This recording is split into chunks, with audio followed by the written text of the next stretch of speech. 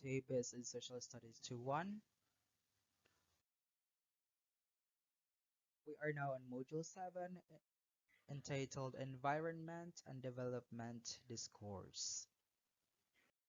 So for your attendance, you're going to answer the motivation and you will comment your answer in the YouTube video. So our motivation is entitled Guess What I Am. So here's the mechanics. Guess What I Am is a game in which a picture is flashed given with a description that is meant to be identified. So you're going to guess the word what is being identified in the slides. So first word you're going to identify. Everything that is around us, which includes both living and non-living things such as soil, water, animals, and plants, which adapt themselves to their surroundings. So next, our society's ability to exist and develop without depleting all the natural resources needed to live in the future. And here's the next. The act of developing or disclosing that which is unknown, a gradual unfolding process by which anything is developed as a plan or method, or an image upon a photographic plate, gradual advancement of or growth through a series of progressive changes, also the result of developing or a developed state. So next, something that is used or done to deal with an end, a problem, or something that solves a problem.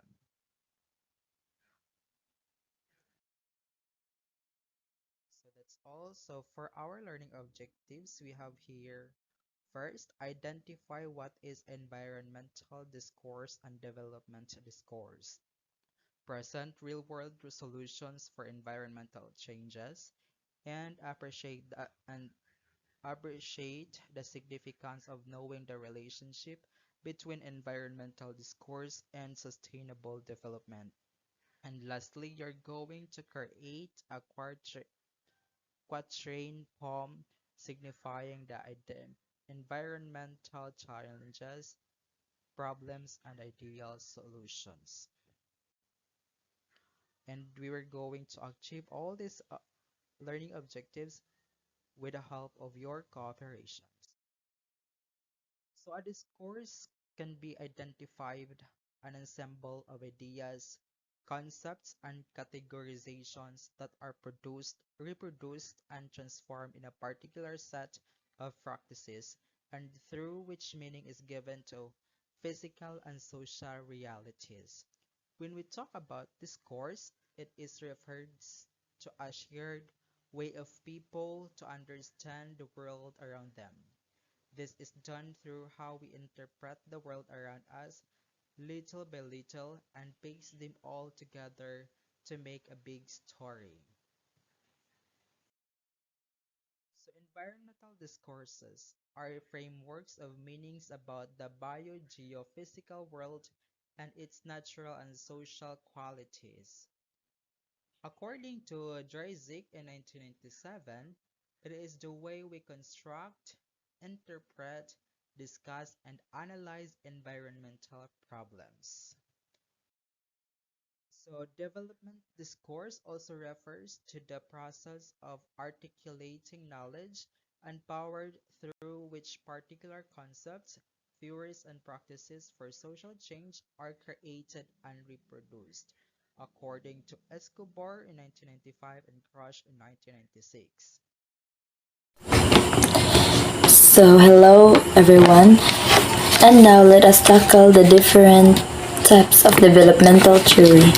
So, in economic growth and modernization theories, so they are concerned with how to enhance growth and accumulation, efficient production and allocation. One example of this is Rostow's economic stages of growth. So, in this theory, this model suggests that countries go through a predefined set of 5 stages before becoming a fully developed nation. So, there in the picture presented is the stages of Rostow's economic growth. First is the traditional society. So, in traditional society, this focuses on most basic economic activities such as farming industry. And in preconditions for takeoff, possibilities for improvements, so commercialization and skills and investment is already practiced at this stage. So in takeoff, industrialization began to occur. So the rapid growth of economic is also experienced. And to the second to the last stage is the drive to maturity. The standards of living rises, the uses of technology increases, and the economy grows and diversifies. On the last stage, which is the age of mass consumption, the last stage of the Rostow's model is the maturity of the economy. The sophisticated and high standard of living marks at this stage. So radical development theories are the theories that tends to deal with the various modes of production relation, and class structures.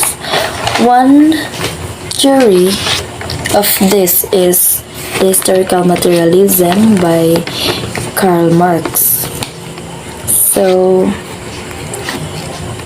the mode of production is a specific combination of productive forces, and these are human labor, power and means of productions like tools, machinery, factory buildings, infrastructure, technical knowledge, raw materials, plants, animals, and exploitable land. So things that we use to make the means of production and labor more productive. So in B, the social and technical relations of production, this includes the property, power, and control relations, such governing the means of production of society. Cooperative works, associations, and relations between people and the objects of their works.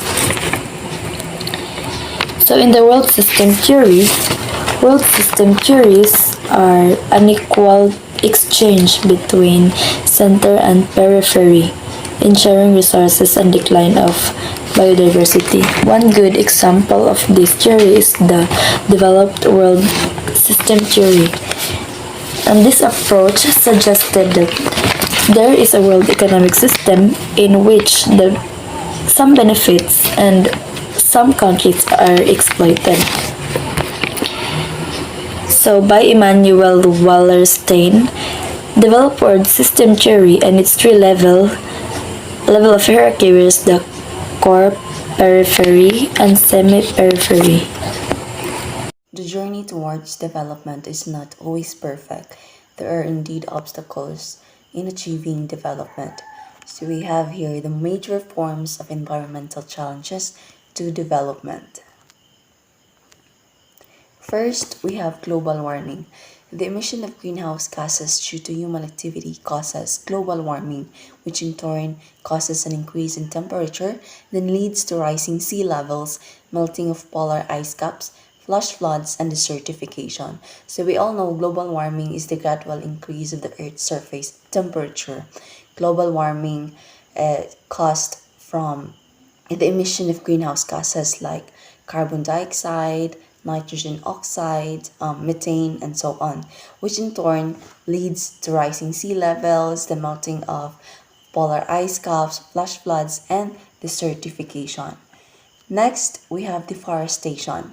It also threatens the sustainable mode of development in a way that it does not only contributed to the aforementioned global warming by increasing carbon dioxide emission and reducing the Earth's carbon absorbing capacity, it has also caused soil erosion and land desertification. So we all know deforestation is the purposeful clearing of forest land.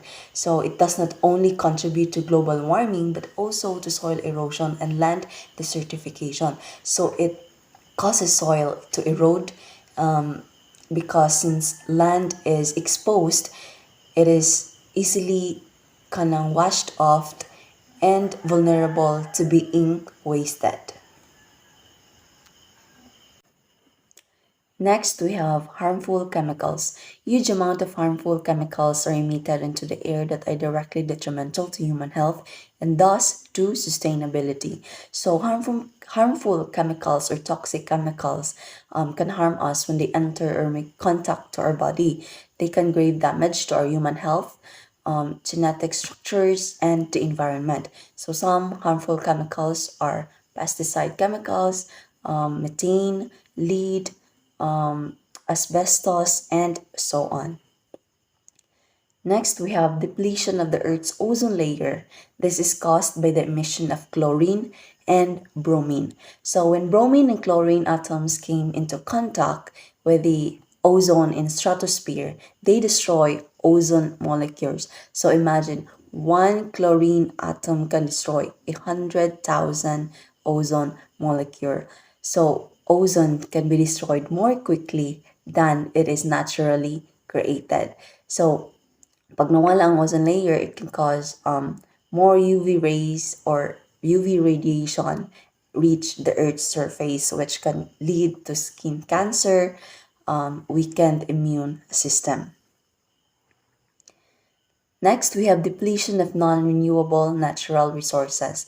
One of the most important resources under threat is the world's cultivated land, which is being diminished due to the aforementioned causes such as global warming, sea level rise, soil erosion, desertification, and salinization. So this includes the extraction of fossil fuels and other finite energy sources. So the land becomes scarce because it is gradually used or extracted or consumed faster than they can recover.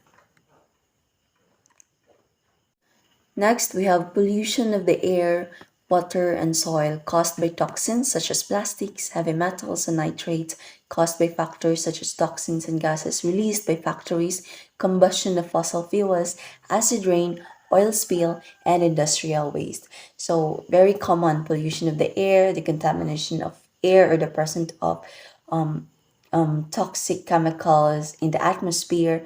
We have water, which is caused by the mismanagement of solid waste from human and their activities. We also have soil pollution, which is soil contamination due to the presence of toxic chemicals. Overpopulation. We are facing a shortage of resources such as food, water, and fuel to sustain the rising global population, particularly in developing countries. So, human population rises to an extent that exceeding the carrying capacity of the ecological setting. That's why we have shortage of food, water, and fuel just to sustain the biodiversity or the ecological setting. Next, we have waste disposal. An excessive amount of waste is produced and dumped in the oceans. Nuclear waste is particularly dangerous, as well as plastics and electronic waste. So, waste disposal, this include producing too much waste, most of which is toxic. So, especially those open and unsanitary landfills, they contribute to the contamination of drinking water and cause infection and transmission of diseases. Next, we have ocean acidification. The increase in the production of carbon dioxide by humans causes the ocean's acidity to rise, which has a negative impact on marine life. So, the reduction of amount of the carbonate, which is a key building of seawater, lost due to burning fossil fuels such as coal, gas, oil, marine life, corals may not form, minerals used by clams, shells, fish, and other marine life may be wasted or lost. Next, we have loss of biodiversity. Species and habitats are becoming extinct due to human activity. This causes an imbalance in natural processes like pollination and poses a threat to ecosystem. Coral reef destruction is particularly affected. So we have here loss of biodiversity, the disappearance of biological diversity, which includes animals and other species and living things. So tungod ra po nato mga tao due to our wants, that's why nagkaanam og kawala or extinct ang mga animals.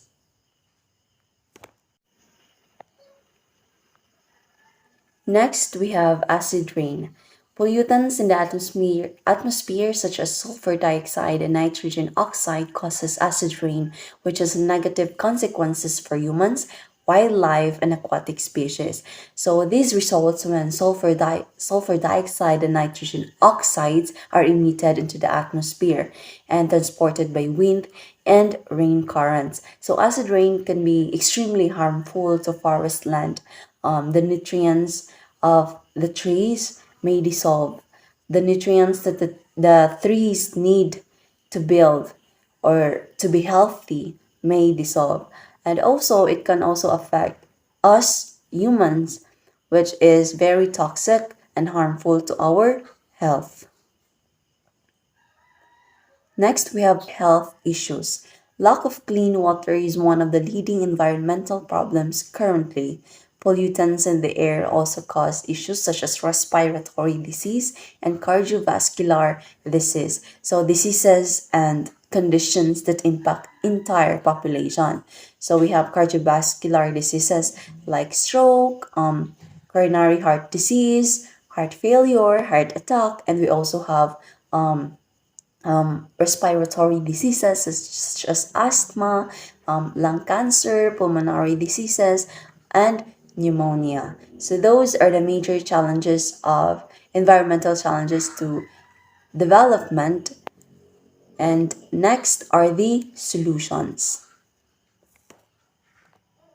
Okay, so hello BS Ed Social Studies 2-1. Okay, so as continuation of our topic, so these are the solutions to global warming. Okay, so some of the solutions to this environmental problem are as follows. First, use of renewable energies. Okay, so we must use a natural source of energy um, like the solar energy, the wind, ngana ngana.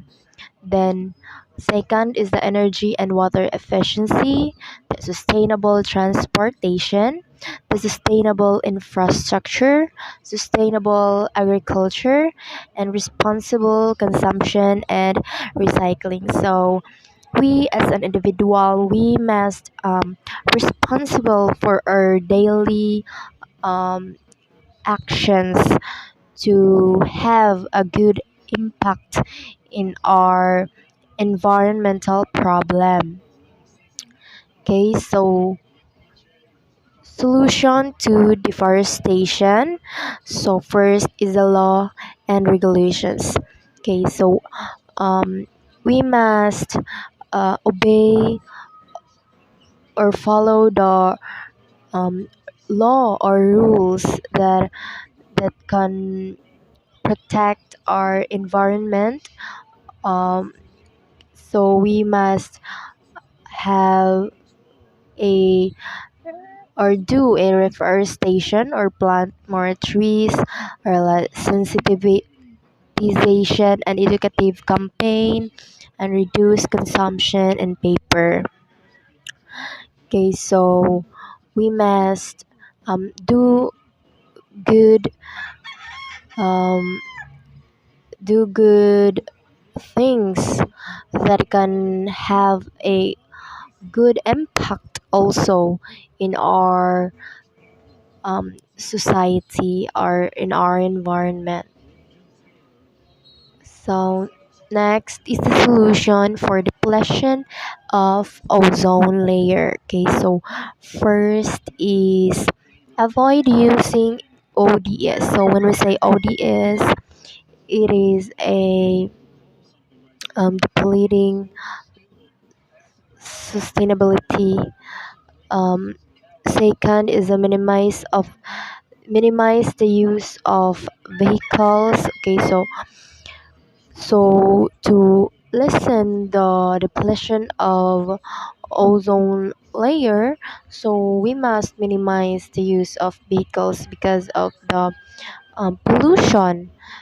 Okay, so use eco-friendly cleaning products and use of nitrous oxide should be prohibited. Okay, so in order to avoid the depletion of ozone layer, so we must um, follow these solutions. So next is the solution to non-renewable resources depletion. So first is the use of renewable energy. Second is the promotion of sustainable fishing rules. So third is avoid use single-use plastics. So recycle more and improve recycling systems. Fifth is a reduce food waste. Sixth is a planting of trees and going paperless. So we as an individual living in our society or in our environment, we must be responsible of our doings like that, and we should follow these solutions um, to or in non-renewable resources depletion to have a better impact in our environment. Okay, so that's all. We are now in the application part. So for the application part, the answers will be commented on the Google Classroom where we going to post the learning materials.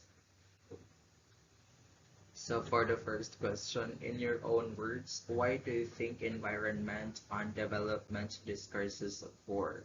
Second, in what way can environmental and development discourses contribute to sustainable development? And lastly, based on the lesson, choose one major environment challenge and think of how you are going to solve it.